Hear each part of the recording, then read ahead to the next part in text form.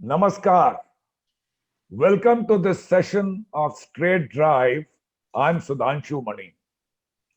Viewers, science is valued by society because the application of scientific knowledge helps to satisfy many basic human needs and improvements in living standards and so on.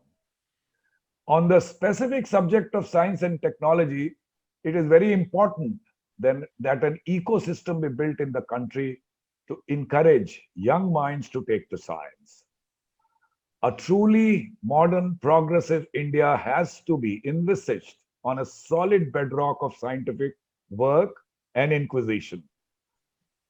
Well, the avowed scheme of Atmanirbhar Bharat would not really bear much fruits unless our youth takes pride in studying the sciences. All of us know about the unparalleled contribution of our scientists like C.V. Raman, Dr. APJ Abdul Kalam, but such role models have been few and far between. So, who can be our role models? Nobel laureates? We do not have many, and the ones in last 50 years or so have been NRIs, so to say. We have recently come across a book called The Noble Dreams of India, written by Dr. Archana Sharma and edited jointly by Dr. Archana Sharma and Dr. Shweta Vijay Krishnan. It is very topical to the issue that we want to discuss today. And well, I'm reminded of my one of my favorite numbers from early 70s by Jethro Tull. It was a long, winding song. All it said was, "People like me were thick as a brick." And when I was reading the book, I must say that well, it is, after all, esoteric, of course, because it's about uh, higher end science. But I have friends who, many friends, one of them a doctor by profession, but he's so much into science that he would love to read this book. As for me and many of my viewers, we would like this thickness to be thinned a little. And that's why I've invited Dr. Archana Sharma and Dr. Shweta today to explain the subject a bit. Dr. Archana Sharma is MSc in nuclear physics from BHU, PhD in particle physics from DU, DSc high energy physics from Geneva University, executive MBA from International University Geneva, employed as the first Indian staff at CERN, the European Organization for Nuclear Research. The name derives from its name in French. And it's the European Research Laboratory for largest particle physics laboratory in the world. He's a pioneer in the field of radiation detectors, founding leader of CMS GEM collaboration across 16 countries, 40 institutions for conceptualizing and exploiting one of the most sensitive detectors to look for the God particle. She also runs NGO called Life Lab Education and Research Foundation to partner with educational institutions to help students and teachers with great impact in India with 20,000 plus participants. Dr. Shweta Vijay Krishnan is a senior research scientist in Glasgow, working in structural virology at the interface of physics and virology for over 10 years. She's an expert in cellular/virus imaging and cryo-electron microscopy. She's a keen science communicator, actively involved in public engagement with school children and young researchers. I'll start with you, Dr. Sharma, with a rather simple question, or rather naive. And I have my own answer for that, but still, I must understand it from the horse's mouth, so to say. So, why did you write this book? And why did you choose Nobel Prize areas? And connected to that is obviously who would be the target audience of this book. Dr. Sharma. Thank you very much for inviting us. Thank you. Well, with the COVID-19 pandemic that came like a bolt from the sky, it has been amply proven to the whole world that knowledge, science, and collaboration is the new capital. And the future of any society depends on the progress in science. If we look at countries in the West, that's how it has been. India does have, of course, no dearth of knowledge in science, but with this book, Nobel Dreams of India, our motive is to inspire the young and impressionable minds, to fuel their curiosity by helping them to gain knowledge about globally renowned experts, path-breaking discoveries, and connect them to training and research facilities in India. And we will speak about excellent scientists in the country who have also contributed to many of these Nobel winning fields. And I firmly believe that the role of encouraging mentors cannot be underestimated, especially in a challenging career path like that of a scientist. This book is our humble contribution towards giving budding scientists a nudge to create promises of an Einstein out of every interested student. Okay. All right. Viewers, as we continue our discussion on the screen, in one of the slots, you would see the pages of the book scrolling. I'll come to you, Dr. Shweta. So how do you see STEM development in India today?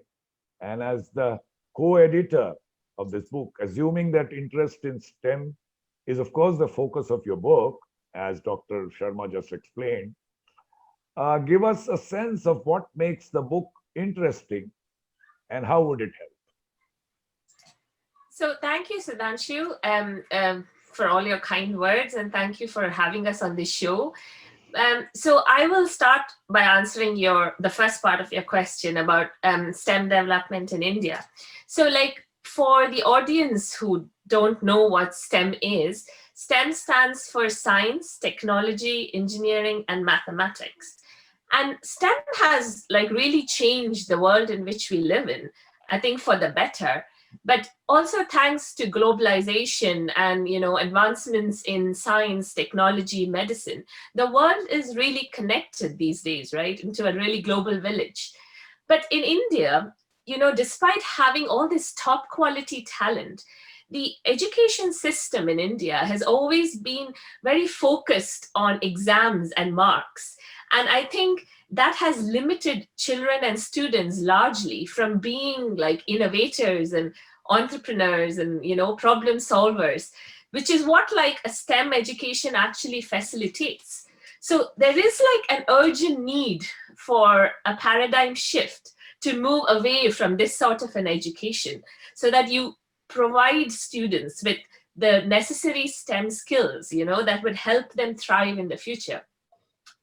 But I think in recent years, India has recognized that this is a problem, and they have tried and campaigned strongly for a self-reliant India, which, as you so rightly mentioned before, an Atmanirbhar Bharat. But it's also that trying to enthuse into the Indian youth, to try and embrace the Make in India mission that's entirely focused on this kind of innovation and creation. But I think, like, to be fair, it's fair to say that progress has been slow. Of course, it is a hard project and you can't expect an overnight transition. But I think one of the sure ways of achieving this is to rethink and redesign the Indian system in such a way that, STEM learning is embedded and applied as part of a curriculum at a very young age. So I think there is a really good open view for Indian STEM development in India, if more and more STEM sort of teaching and training is brought in, which I think India is trying to do. So it seems to have a rosy future, although it may be a bit slow getting there. So, but I think even though STEM is part of the reason that this book was done, it's perhaps as Archana pointed out, more of an inspiration to to like inspire the younger generation in the joys of science. So when Archana asked me to be part of this book, I got really excited because I think the next generation need this inspiration that, you know, science and science research is a very fantastic and fulfilling career option, just as much as, you know, traditional objects like subjects like medicine and engineering, which I think is fair to say is still largely sought after in India even today. But also, the fundamental thing of trying to inculcate scientific temper and critical thinking in children at a very young age is probably key towards developing a country of, you know, young people with imagination and creativity, entrepreneurship and all that with of the natural world that we're so deeply connected with. So we hope that this book is, you know, tries and achieves a little bit towards that. But I think it's also interesting that it shows that the spirit of creativity and discovery that, you know, we now are talking about as part of a STEM sort of learning is very much there in India. And it's not just like elsewhere in the world. So I think this book showcases these innovations in science in India that have been fueled by Nobel Prize winning research, but very much there in India. So, you know, we hope that it will kind of serve as a window, you know, through which the next generation of young Indians can reach out and explore and get inspired about just the joy and discoveries of like science research, you know, and you know, perhaps that will help them inspire to do more innovative, you know, ideas and thinking in their future lives, basically. All right. Okay, so two words out of what you spoke intrigued me, and then suddenly it struck something. Joy and STEM. Well, the STEM, for a moment, I've forgotten 25% of STEM is engineering. I'm an engineer. So you can have all the joy of conceiving a star in your mind's eye, in your dream. But to make one, you will have to take the help of an engineer. Anyway, so, well, I'll come to you, Dr. Archana. As I spoke earlier, so Indians abroad fare definitely better than Indians in India in STEM. Some of the Nobel Prize, as I said, prizes that we have got are from Indians who have studied here, perhaps higher studies abroad, and then worked abroad. So drawing from your book, one or two examples of those who got the Nobel Prize in your field, and what potential do you see for Indian research in that area? Well, certainly, as I mentioned earlier, there is no dearth of talent in our country. Science has a history which is, you know, pretty much millennia old in our country. So the main thing that has happened post-independence is that the opportunities of interactions have been very limited. Research science has been sort of caged into very, very big research institutions, which are nearly untouchable by the average science student coming from a government school or institution. However, that has started opening, like Shweta said, recently, and there are several other institutions coming up with a bridge between the research institutions and the 700 universities that we have in the country. So this kind of an opening and interaction is very, very important, and which is probably one of the reasons why Indians who go abroad, they have these opportunities of interacting with different people, with different skills, to seek knowledge, and further opportunities comes naturally eventually. There's one more issue, I think, which is a social issue, so to speak, and I am part of the system, so very much to blame, so to speak, that acknowledging our mistakes is something that we have to learn rather early in our career, and to develop the tenacity to overcome failures. So you never hear of failures from people. You only hear of successes. And we have become a very success oriented society, so that, like Shweta said, marks and grades are something that are spoken of, and not, and the failures, I mean, lead to suicides and stuff, so that is something we need to work upon, to develop the tenacity and patience towards making a career, particularly in science. We need to appreciate and understand the world of scientific research, because, for example, at CERN, the WWW was born, but the scientists were not looking for developing the WWW. They were in the pursuit of knowledge. And that's where we need to understand, where we have this big opportunity in India to collaborate and consolidate our home ground using the mega science projects. We will need thousands of researchers, scientists, technicians, support staff to be invested at the highest level and eventually take leadership in the world, which is not a simple task to be achieved if you look at where we stand today. We have a handful of leaders in the country, so to speak. If we speak about CERN, I mean, this is something that we need to address. And it will take 10 years until we have leadership in the country to be proposing those kind of mega science projects. And the timing is kind of right, because projects today are slated to be operational towards the end of this decade.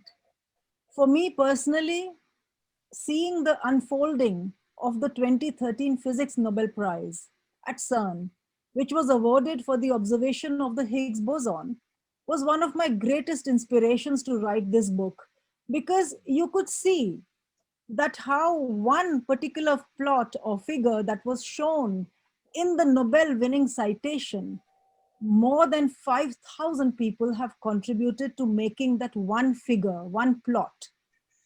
And there were several Indians, a handful of Indians also included. What does it mean? It just means that we can touch it, we can do it. We just need to build the right bridges. So yes, I think that India is poised to win Nobel Prizes in the future. And the rapidly strengthening education system and the science infrastructures really, I think, make it very aspirational and very possible.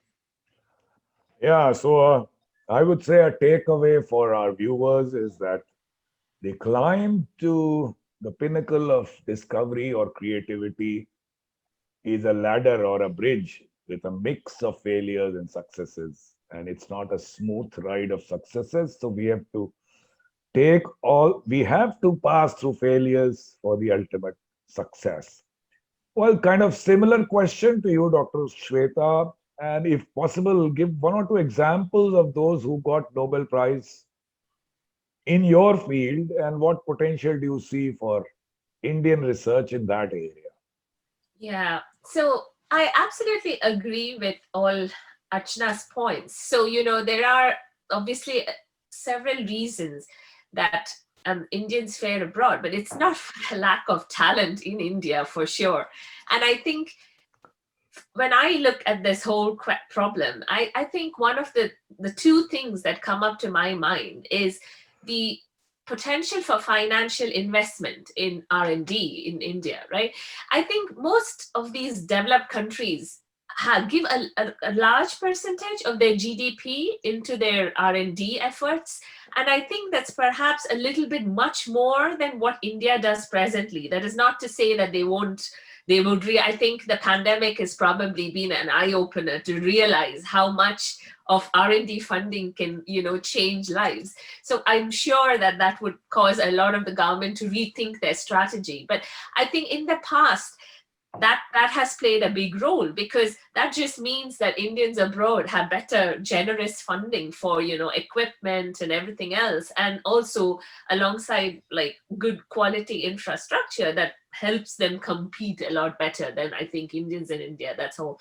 But I would like to reiterate the point that Archana made so nicely about these big science projects, and I think that is perhaps a big difference that you see in India and abroad, because I think that there's a lack of collaboration at the multidisciplinary level, in both in between academics as well as academia and industry in India presently. So, but these sort of big science projects are always actively encouraged abroad, at every level, be it a student or a professor, you're sought and sort of like asked to take on these big challenges, because they obviously involve like so many talented minds, but these are the projects that generate the mega waves. But I think, like also what Archana said before, you have a niche number of research institutes in India that actually follow this kind of a spirit. But the majority of universities in India don't do that. And I think a lot of scientists working in these universities work on their own, but they don't actually work together to complement, with other people, so that you can find answers to these really big questions in science and technology. And I think if, I think those are going to be the discoveries in the future that's really going to propel humanity to thrive. And I think you cannot do them without heralding these big collaborative ventures, which I think India needs to like work on, which is perhaps very few and far in between at the moment. But we were talking about multidisciplinary subjects, and I work on one such environment. So I was a trained physicist, and I got into biology because I was curious and interested to apply physics in biology. So now I work with an imaging method called cryo-electron microscopy, or cryo-EM in short. And this is like involves using a real state-of-art microscope that allows you to see very small things that you can't see through the naked eye, such as like viruses or proteins. And you can see them on their own, but the most exciting bit is you can also see them inside cells and tissues in the real context of how they work, normally, or in the context of health and disease. So, it's a really like upcoming revolutionary field. But it also won and came into limelight when it won the Nobel Prize in 2017, and it was awarded to 3 pioneers who did that. But mind you, I mean, whenever you see these Nobel Prizes, it's like the hard work of thousands of people who have done that, but not got a prize, but obviously these were the pioneers who did a lot, more, and heralded the initiative, like to do the big science. So, that's what led to the thing. But I think it's fair to say that the Indian cryo-EM research is gathering a lot of great momentum, and it's moving at a very impressive pace, I must say, even though they joined the bandwagon quite late in the thing. But we've already got 2 of these state-of-art microscopes in Bangalore, which kind of serve as a national facility for anyone who's interested in India to do this kind of work, research.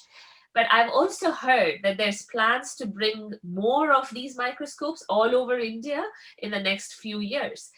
And mind you, these microscopes are by no means cheap. Each of them cost about £5 million. So they are really, really expensive pieces of equipment. But I think personally for me, being in this field, it's really wonderful and gratifying to see that the Indian government is so invested and enthused and dedicated to actually invest in this technology, because they believe that India would become an important player, in this field in the next decade. And I think that's a very nice feeling that the government is recognizing these big science projects as being a very important thing of the future, and trying to put investment towards those kind of big projects. So I think they're heading in the right direction. So perhaps you will hear Indians, researchers in India, winning the Nobel in perhaps a decade or two. It will probably change then. Okay. Yeah. All right. So without striking any diffident note, so Dr. Archana, I mean, Uh, I'm not sure what she has found to be so encouraging is a virtue or it was a necessity. But in any case, pre-COVID and post-COVID, is there a lot of hype or do you actually see things changing in respect of development of big research projects in India? Your truthful answer here, please. Thank you, Sudhanshu, for the question. I think it is a very important and relevant question. Let's look at how the research in India has been progressing. There was incremental science that we used to do in the past decades, so to speak, not the recent past, but say in the 70s and 80s, we were like a paper production machine. Everybody would have so many publications in various places, and that was like a measure, a metric on the success of the research scientist. Now come outside the country and then you start looking around and you see that there are much bigger ambitions to be taken upon. So the good thing is that we have moved from this incremental science research towards these bigger, ambitious and larger cutting edge collaborations like LIGO India. You may have heard about that, for the gravitational waves, where the Nobel Prize was given in 2017, for the black hole. You must have seen those nice pictures on TV, I'm sure. Yeah. Then there's Yep. the 30-meter telescope, Yeah. the largest telescope that is being planned for in an international collaboration, the square kilometer array, and so on. But this was possible from our country because there is excellence in our country in terms of radio astronomers and astronomers. You may have heard also that the GMRT, the Giant Meter Wave Radio Telescope in Pune, recently became India's third IEEE milestone. So these are some examples that there is a lot of cutting edge collaborative work underway, and this is heralding a new time in the country, particularly towards mega projects, mega science projects. And this, I think, is really the way to go and the way India is moving. Therefore, I think this book is very timely, and Shweta has been extremely valuable that together we were able to highlight our country's true potential. And it's very heartening to see these massive steps that our government is taking towards raising this talent pool of scientists that will make our country self-reliant and Atmanirbhar. And it has to come from science and technology to contribute immensely to the economy of India. And if I may, जरूरी नहीं हो रोशनी चिरागों से हो, शिक्षा और विज्ञान से भी घर रोशन होते हैं. जी हाँ. तो Shweta, do you understand Hindi? Yes. Okay. सितारों के आगे जहां और भी हैं, इश्क के इम्तिहान और भी हैं.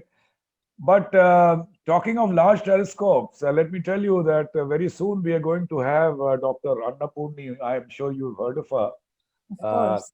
Yes, so she has agreed to be on the show. And so a question for you, or rather two questions for you, Dr. Shweta, not totally connected with our subject here today, but so we in government here talk about we delay and procrastinate so much that by the time we decide something, we have jumped one quantum of technology. So we become current, and then we think again a lot of time thinking and waste time, and we are again 20 years behind. But anyway, so I think it's time that seeing you two ladies and so many of them, that you have to jump these man scientists, and the next Nobel Prize winner for one of the sciences from India is going to be a lady. And I cannot resist it. Two ladies on the show here, but cliched question. What do you think about diversity, inclusion, and gender in Nobel Prize selection and in general in science? Briefly. So I was wondering when you were going to ask me the tough question. So I think you're right, absolutely right. So you don't need to be politically correct here. You be scientifically accurate. Absolutely, yeah. I'm not going to go into the politics in here. But I think you're right? We all agree that diversity, inclusion, and gender is a problem. And as you rightly said, it's not just to the Nobel Prize selection, but it's kind of in all forms of life. So it's really systemic. So, but to put it quite bluntly, we are very far away from where we should actually be. And if you look at the Nobel Prize, is like the Nobel Prizes as such, they have been given out over 119 years since their inception. And only 3% of the science awardees, I don't know the actual statistics for all the women who've got it in all the fields, but in the sciences that we are talking about today, only 3% of them have been women. And it's worse still that 0% has been anyone of African origin. So it's a really bad ratio when you think about 100 years. That's a huge amount of time. But so this whole nomination in Nobel Prize is only by invitation, as we all know. So, but also that the whole process of how nomination is done and selection, it's all quite a closed door affair. So we don't really get to know what exactly happens. But if you look at the history of all the lists of scientists who have been awarded, you tend to see a sort of pattern where they favor the scientists that work in these elite research institutions, who tend to be older white men, basically. And I think that the Nobel Selection Committee are really aware that they have this white male problem. So they try to do something about it. So in 2019, 2 years ago, they asked their nominators to really seriously consider diversity in gender and geography and topic. So this year, for example, we've had 4 men and 3 women who've backed the science prizes. And I think that's a really welcoming change when you compare for 1 year, because we've not had lots of women in a year. And I think the 4-3 might become equal and probably move on to more in a few years. So I think we're moving in the right direction, moving forward. But I think also that this problem, that when we were talking about inclusion and diversity and gender issues, not being just in the Nobel Prize Committee, it's a lot more than just, at this level. It starts very early on, I think, where, in universities and colleges, where not perhaps when you're like doing a degree, but after that, when you're trying to progress in career in sciences, I think there's a lot of inequality that comes when you have ethnic minorities and women like take up STEM disciplines, and they are already underrepresented. So with all these put together, it becomes quite hard to see how to sort of, imagine a very fulfilling like career in STEM. It's a hard road, I must say. But there's a lot of countries doing a lot of things trying to improve that for ethnic minorities and women in STEM disciplines at the moment. I'm not saying it's not happening, but I think it's happening slowly, at a slow pace. But but it's, when you think about it, it's so hard to fathom that there must have been so many distinguished, like eminent scientists, right? Both in ethnic researchers as well as female scientists. And they've all been overlooked for more than a century for these prizes, and that's a really bad a message that you send out to the younger generation. At least, what you're saying is that things are getting corrected. Absolutely, yes. Yeah. Okay. Yes. I will briefly ask you about, since you are a virologist, is what do you think of, very briefly, without going into technical details, what do you think of this Covaxin, the indigenous vaccine developed in India? I think specific. Yeah, I think so. You're saying the COVAX one by the Bharat Biotech one, is that the COVAX? Yeah. So I think it's supposed to be similar to the Oxford vaccine in the strategy in which they've made it, where you have a scaffold of another virus, and that tags on your one of the proteins, the main protein of your coronavirus, outside, and it carries with it. It's like a different virus that should go in and give your cells like, you know, a sort of like a way of saying I'm here, so make antibodies against me. So I think it's supposed to give you a good immune response. From what the Oxford vaccine seems to show in clinical trials, they've had good success rate. So I can't force, my understanding is that the COVAX is still in clinical trials and the data is not really out as of yet completely. But Okay. yeah, but so I think, but from it is a similar vaccine in terms of the Oxford vaccine. So I think the chances of us seeing a very positive result is quite encouraging and high, because we've seen that in similar vaccines that are being made now, you don't Okay. seem to have, yeah. So I think Okay. for India, it would be a very promising one, you know, and I think you just have to make sure that the clinical trials obviously are done quite extensively, which I think they are doing anyway. But I think it's a bit early to say yet, Okay. because yeah. But I think Yeah. definitely on the horizon, I think it will be a good one. Yeah. Okay. All right. Okay, Dr. Archana, before we end the program, one last question for you briefly. For those libraries or individual readers interested to get hold of your book, I mean, how do you get them? Well, this book has been published for free on the Juggernaut website, and Okay. you have the link and you have the screenshot as well, which you could flash, and that All would right. be. We'll do that. And so thank you, Dr. Archana. Thank you, Dr. Sweta, to agree to come here with us. And I hope after listening to you, at least some young minds would be inspired to join the STEM series, and we'll have the Nobel dreams of India getting realized at some stage. Thank you once again. Thank you, Siddharth. Viewers, I hope you liked the program. We'll be back next Thursday again in Straight Drive Panorama with some burning issue for you. Thank you very much. Namaskar. Thank you, Sudhanshu. Thank Bye. you so much for having us, Darshu. Namaste.